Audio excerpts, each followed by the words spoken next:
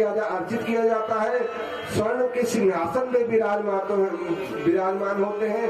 यहाँ तक कि कहा गया भगवान का स्वरूप शालिग्राम होता है। महाराज शालिग्राम के अंदर ऐसा लिखा है उसमें कि अंदर स्वर्ण का वास होता है। इसलिए शिला की विशेषता होती है, उसमें तुलसी दल चढ़ाई जाती है। तो इसलिए सोने में तो भगवान का वास होता है, फिर कली कैसे स्थान ग्रहण करेगा? बोले कि नहीं, उस सोने में कली का वास होगा जो सोना जो है गलत तरीके से अर्जन किया गया है। तो कली को तो अवसर चाहिए था। उसने सोचा कि सबसे बड़ा प्रभाव तो मैं इनके ऊपर पहले दिखाऊंगा। किसके ऊपर? राजा के ऊपर।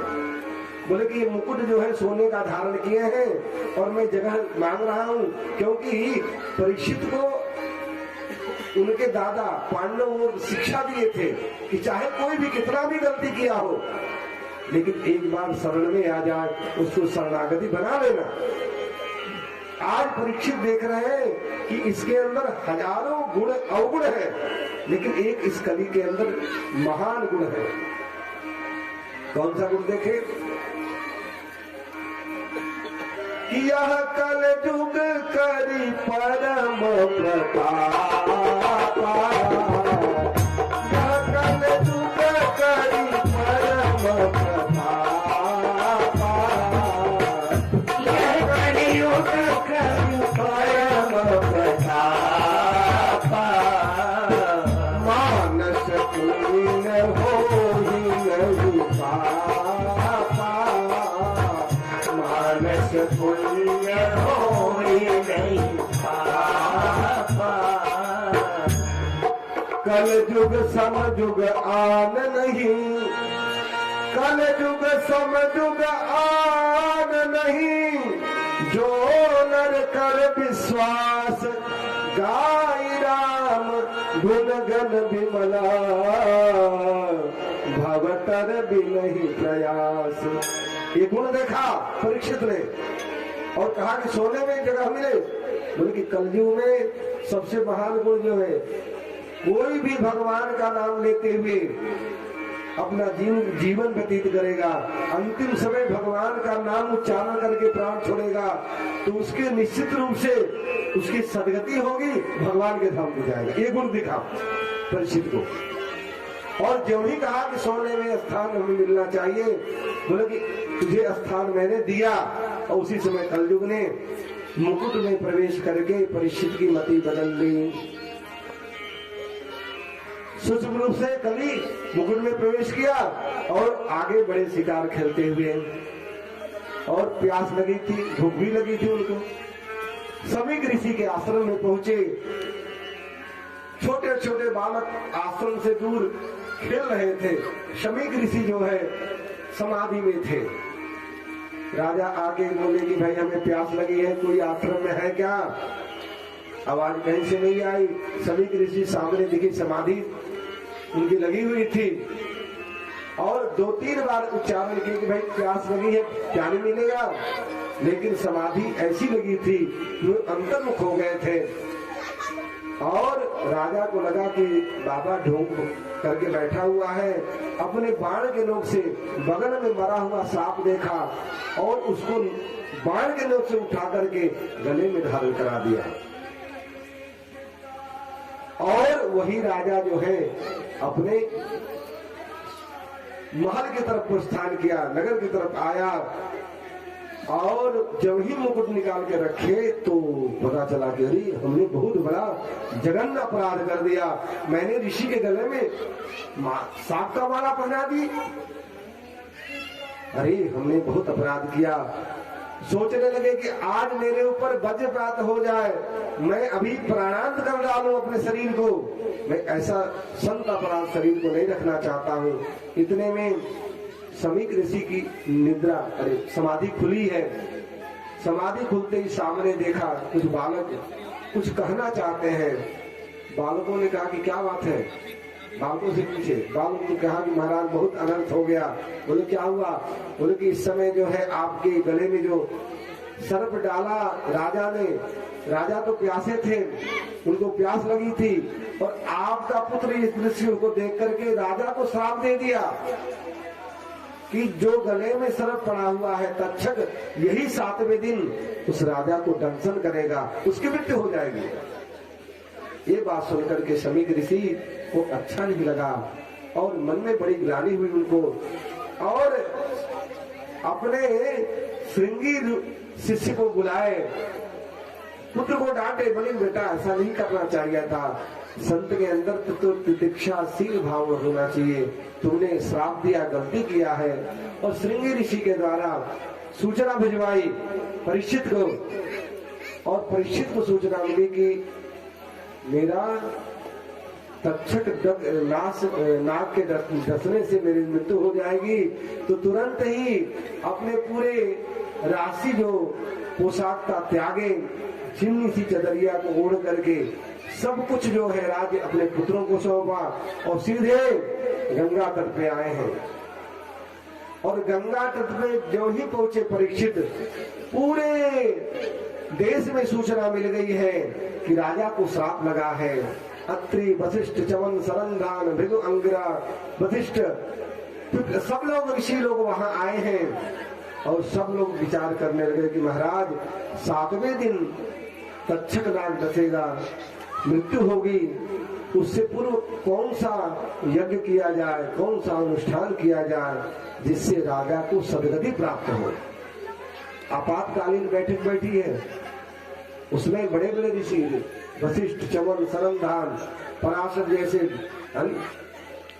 जिनकी आयु हजारों वर्ष की है, वो सब बैठे हुए हैं।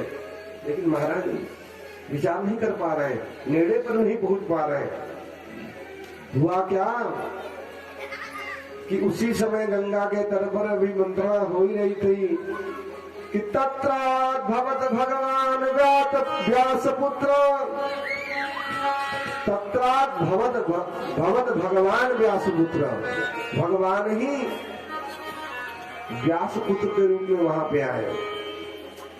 ओहो, ऐसे व्यास पुत्र को देख करके जितने बड़े बड़े ऋषि थे ना, सब लोग जो है खड़े होकर के उनको स्वागत किया।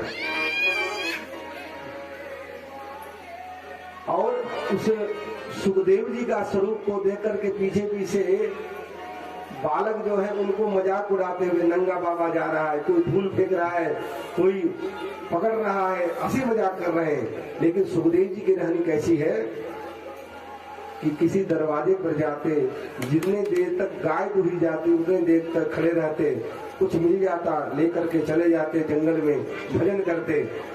और उनको मन में ऐसा लगा कि परीक्षित को श्रापित किया गया है, मुझे वहां जाना चाहिए।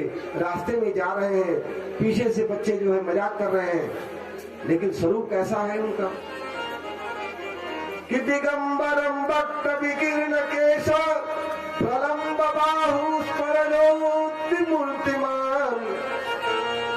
दिगंबर ही उनकी दिशा है, लंबी लंबी केश, 16 वर्ष के श्री सुखदेव जी, और केवल कोपीन धारण किए हैं, दिशाहीन उनका वस्त्र है। उनकी भुजाएं कैसी है? आजान भुज है, यानी उनकी भुजा जो है घुटने से भी नीचे, इतनी बड़ी भुजाएं।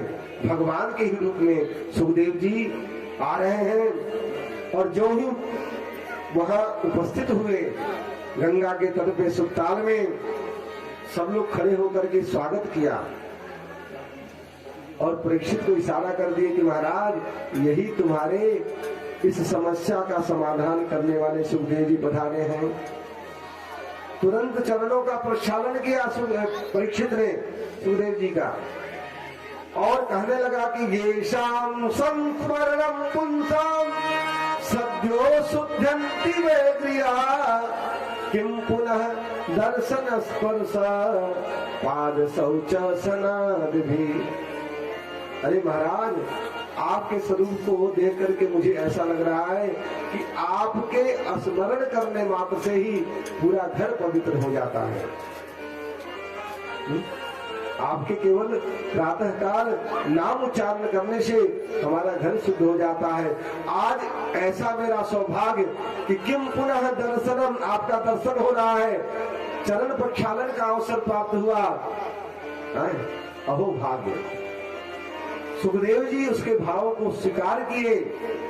ऋषियों ने कहा कि ज्यादा देर तक बाबा रुकने वाला नहीं है, इसलिए ज्यादा माला पहनाने, टीका लगाने और चरण प्रक्षालन करने में समय जाया मत कर। इसलिए जो कुछ भी है अपने भाव को उनके चरणों में तुरंत निवेदन कर।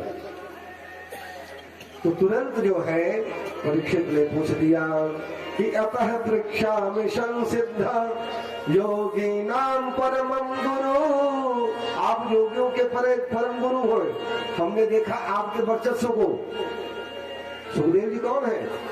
सुखदेव जी वहां उपस्थित हुए, उनके पिता के दादा के परदादा भी वहां उपस्थित हुए हैं, और सब लोग उनको देख करके खड़े हो गए। तो आपके इस स्वरूप का मैंने महिमावत दर्शन किया, इसलिए हे प्रभु आप केवल एक प्रश्न मेरे हैं, उस प्रश्नों का आप जवाब दे दें। क्या प्रश्न है भाई? बोले कि जल्दी से मरने वाले की, जो जल्दी से शरीर को छोड़ने वाला है, उसके लिए ऐसा कोई समाधान बताइए कि मुझे 7वें दिन तक्षक नाग डसेगा, मेरी मृत्यु हो गई, उसके लिए हमें क्या करना चाहिए। तो ये प्रश्न सुन करके सुखदेव जी बड़े प्रसन्न हुए और प्रसन्न होकर के कहने लगे कि परीक्षित, ये तेरा प्रश्न नहीं है, सबका प्रश्न है। सब लोग जो है 7 दिन में ही जाएंगे, कोई रविवार, सोमवार, मंगलवार, बुधवार, बृहस्पतिवार, शुक्रवार, 7 दिन में सबको जाना है। तो ये तेरा प्रश्न नहीं है, ये सबका प्रश्न है। इसलिए तुम्हारा प्रश्न बहुत उत्तम है और इस प्रश्नों का मैं जवाब दे रहा हूँ। हरि हरि हरि हरि सुमिरन करो, हरि हरि हरि हरि सुमिरन करो, हरि हरि हरि हरि सुमिरन, हरि हरि हरि हरि सुमिरन। भगवान का नाम